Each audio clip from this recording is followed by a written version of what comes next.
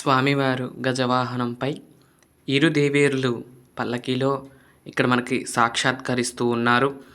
అందరికీ కూడా కనువిందు చేస్తూ ఆ వెంకటేశ్వర స్వామివారు అలాగే పద్మావతి అమ్మవార్లు ఇద్దరు కూడా శ్రీదేవి భూదేవిగా మనకి ఇద్దరు కూడా 2 రూపాల్లో ఇక్కడ దర్శనాన్ని కలిగిస్తూ ఉన్నారు.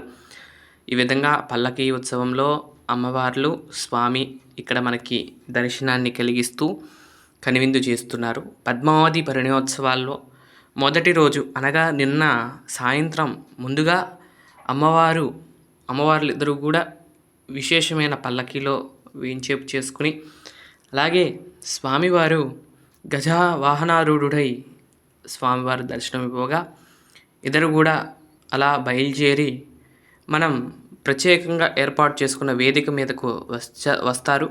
అక్కడికి వచ్చిన తర్వాత అక్కడ విశేషమైన పద్మావతి పరిణయోత్సవ కార్యక్రమం అనేది చేస్తాము.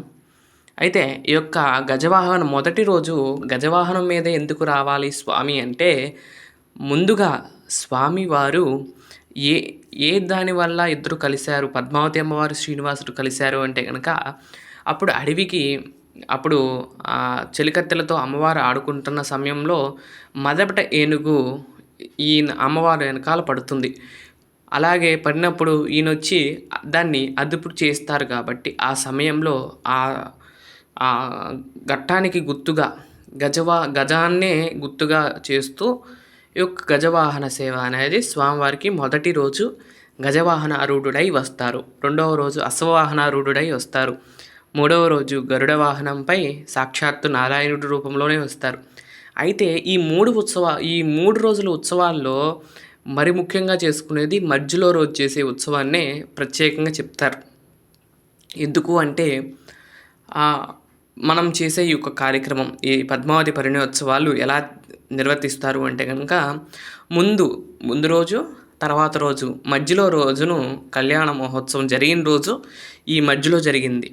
కానీ ముందు వెనక 3 రోజుల పాటు విశేషంగా ఈ యొక్క పద్మావతి పరిణయోత్సవాలు జరిపించాలని అప్పుడు వెనక కాలం నుండి కూడా వస్తున్న సాంప్రదాయం ప్రకారమే ఈ యొక్క కార్యక్రమం జరుగుతుంది. అలాగే ఈరోజే కళ్యాణం అయిందని మాత్రం లేదు, కానీ ఫస్ట్ సారి ఆ వెంకటేశ్వర స్వామివారు పద్మావతి అమ్మవారిని చూసిన రోజు అలాగే ఈరోజు కావటం, అందుకని ఈ 3 రోజులు కూడా ఈ ఉత్సవాన్ని చేయించడం, దీన్ని పద్మావతి పరిణయోత్సవాలు అంటారు.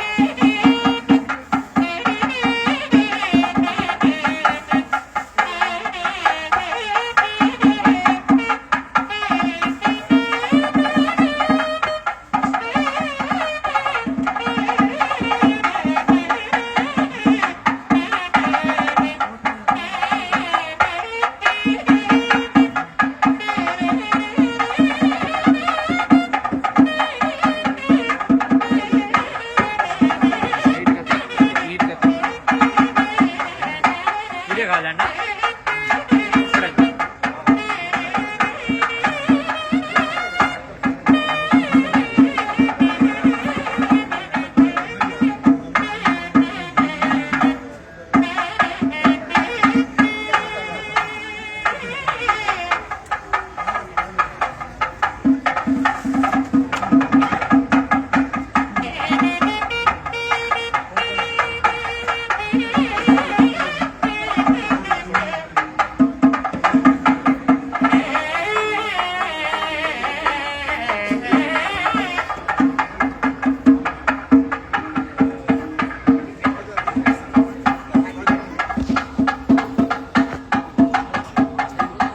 ఈ విధంగా మన శాంతి నిలయంలో ఈ ఉత్సవం అనేది జరిగింది.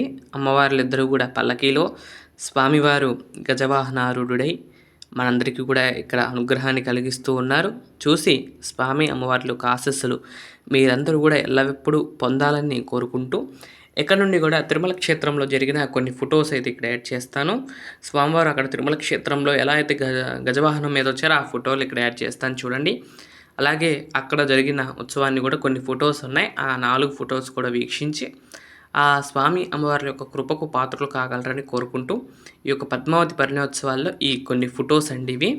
ఈ ఫొటోస్ కూడా మీకు ఇక్కడ యాడ్ చేస్తున్నాను చూడండి. ఇవి కూడా మెమరీఫుల్గా ఉంటాయి అని చెప్పి ఈ ఫొటోస్ కూడా మీకు యాడ్ చేస్తాం జరుగుతుంది. చూడండి ఎంత బాగున్నారు కదండి స్వామి అమ్మవార్లు ఇద్దరు కూడా.